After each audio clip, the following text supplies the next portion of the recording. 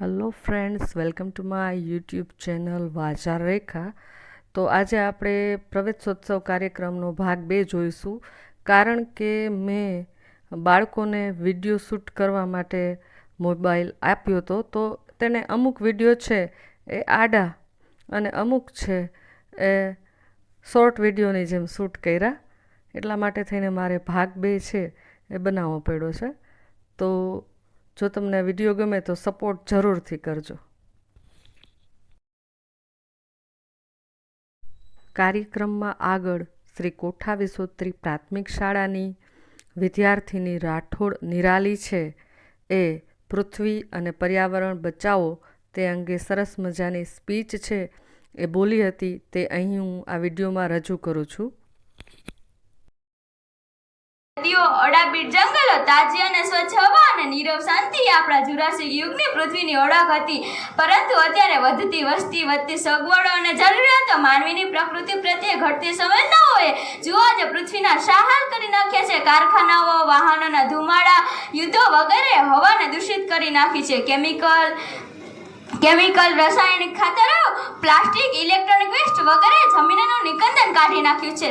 શહેરોની ગટરો અને કારખાનાના રસાયણયુક્ત પાણીથી વગેરે પાણીને પીવા તો ઠીક, વાપરવા પણ યોગ્ય નથી રહેવા દીધું. વિકાસની લાઈનમાં ખનિજો અને વિવિધ જરૂરિયાતો માટે પૃથ્વીને ખોદીને પોલી કરી નાખી છે.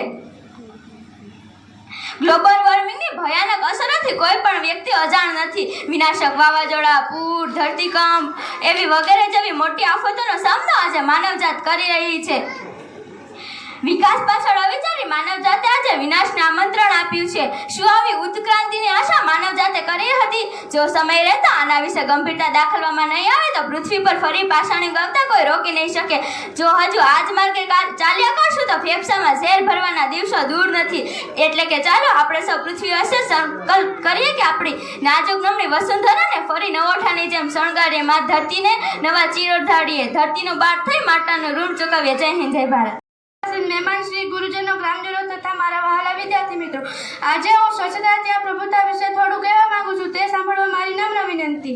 સ્વચ્છતા કોને ન ગમે? સ્વચ્છતામાં ઈશ્વરનો વાસ છે. ઈશ્વર પણ ત્યાં જ રહેવાનું પસંદ કરે છે જ્યાં સ્વચ્છતા છે. આપણે અનેક જગ્યાએ કચરો, પ્લાસ્ટિક અને ગંદકી જોવા મળે છે. ગામડામાં ગ્રામ પંચાયતો તો શહેરોમાં નગરપાલિકા અને મહાનગરપાલિકા સ્વચ્છતા અંગેનું કાર્ય કરે છે. પરંતુ સાથે સાથે દરેક લોકોએ પણ સ્વચ્છતા અંગે જાગૃત રહી આ કાર્યમાં સાથ અને સહકાર આપવો જોઈએ. શરીરની સ્વચ્છતા અંગેની ટેવ બાળપણથી જ બાળકોમાં વિકસાવવી જોઈએ. ઘરની સ્વચ્છતા, પીવાના પાણી અને ભોજન અંગેની સ્વચ્છતા, આ સાથે શેરી મોહલ્લા, નદીઓ, ખેતરોની જમીન વગેરે અંગેની સ્વચ્છતા પણ એટલી જ જરૂરી છે. વિદેશી લોકો ભારત ફરવા આવતા ત્યારે તે અહીં ફેલાયેલી ગંદકીની નોંધ લેતા. આપણા વડાપ્રધાન અને સરકારના અગાધ પ્રયત્નોથી લોકોમાં પણ સ્વચ્છતા અંગે જાગૃતિ લાવવા અનેક કાર્યક્રમો હાથ ધરાયા. કરોડો શૌચાલયોનું નિર્માણ કરવામાં આવ્યું. સ્વચ્છતા અંગે મીટિંગો અને અભિયાન ચલાવવામાં આવ્યું. છેલ્લા એક દાયકામાં ભારતે સ્વચ્છતાને એક મિશન તરીકે સ્વીકારી આ બાબતે ઘણી પ્રશંસનીય કામગીરી કરી છે. આપણા ભારતને સ્વચ્છ ભારત બનાવવા દરેક વ્યક્તિએ આગળ આવવું પડશે. સહિયારા પ્રયત્નોથી જ આ મિશન સાકાર થશે.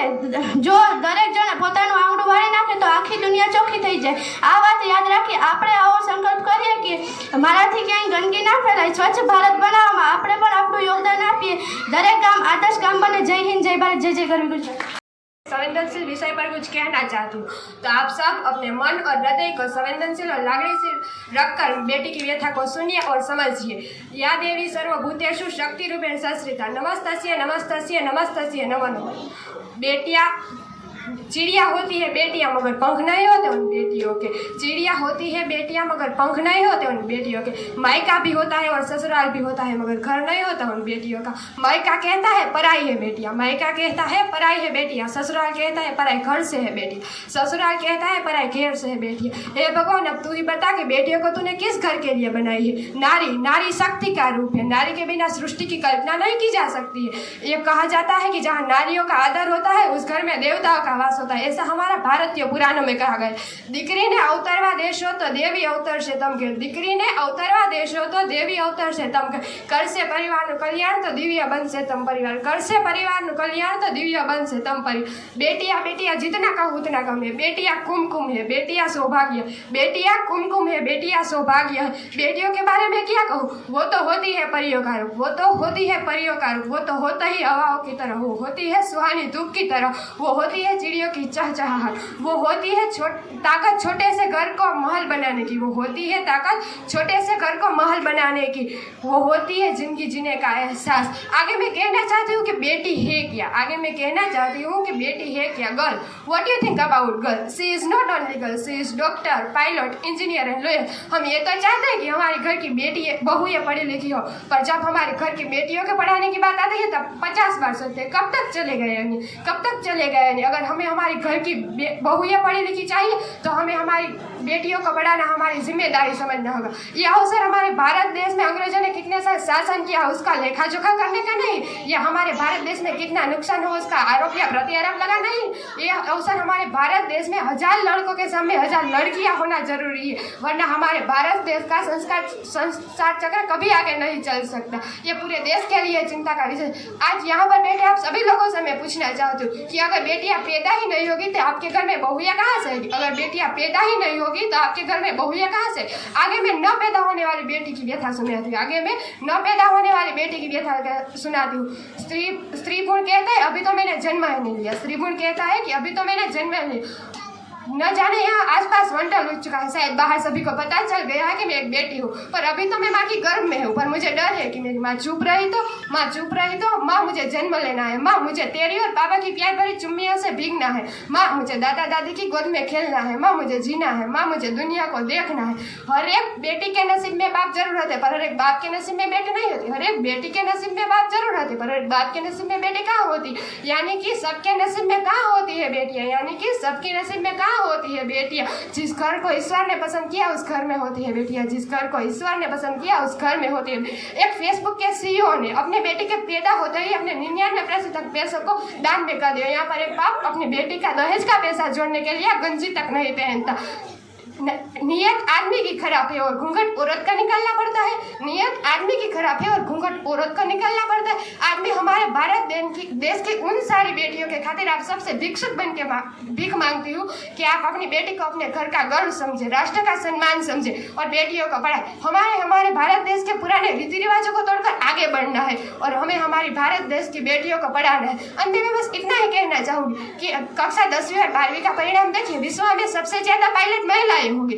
अगर हम अपनी घर की बेटियों को पढ़ाएंगे नहीं तो हमारे भारत देश में कल्पना चावला, सुनीता विलियम, पीटी उषा जैसी बेटियां कहाँ से पैदा हुई। मैं आप सबकी बहुत आभारी हूँ कि आपने मेरी बात को सुना और मैं भी एक बेटी हूँ। अंत में बस इतना ही कहना चाहूँगी कि यत्र नार्यस्तु पूज्यन्ते रमन्ते तत्र देवताः। Thank you.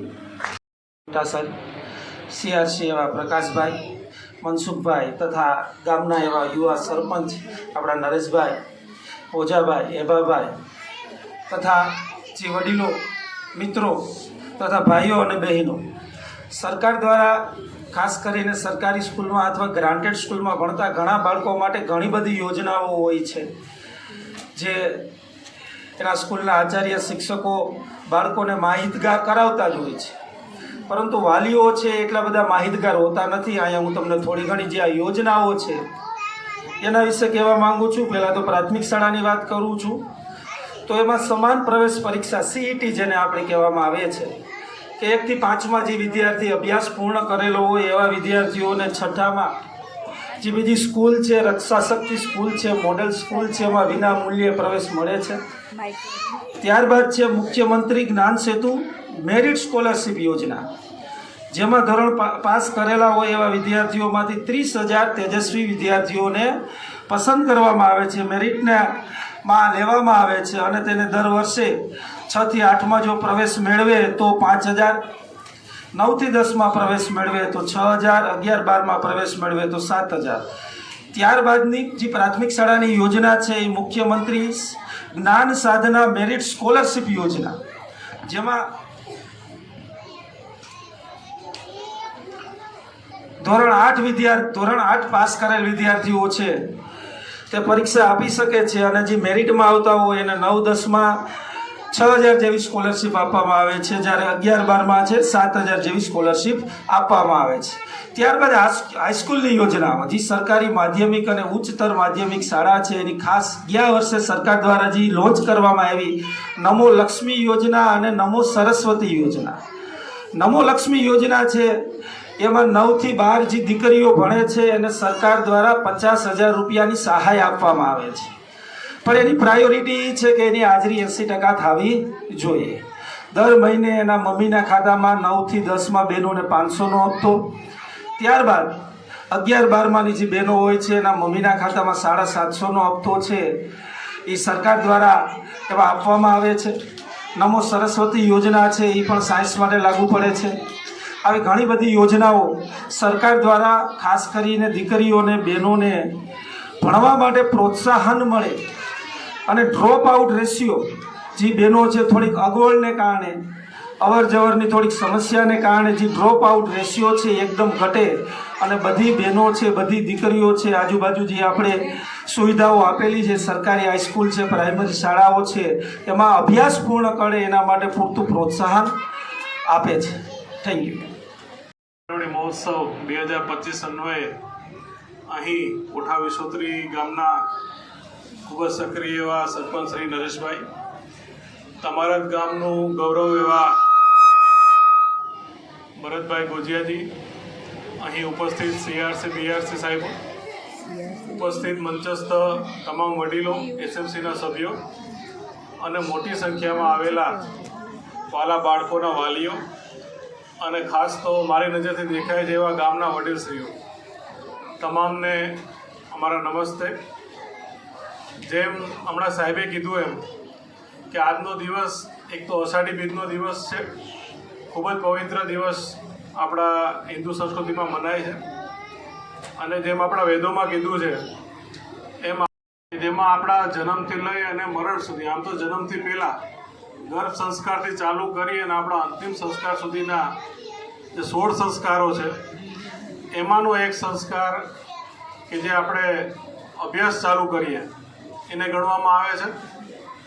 એટલે અહીં ઉપસ્થિત ભૂલકાઓ કે જેમને આજ તો યાદ નહીં રહે પણ આ પ્રોગ્રામની જ્યારે હાઇલાઇટ્સ એ 20-25 વર્ષ પછી કે આગળ જ્યારે જોશે ત્યારે ખાસ આપને બધાને અને આ આખા પ્રોગ્રામ પાછળ જે લોકોની મહેનત છે, ખાસ શિક્ષક મિત્રો, એ તમને બધાને યાદ કરશે ચોક્કસ છે. એટલે આ સરસ આયોજન કરવા માટે એક વખત સૌપ્રથમ તમારા શિક્ષકોને ખાસ આપણે તાળીઓથી વધાવીએ.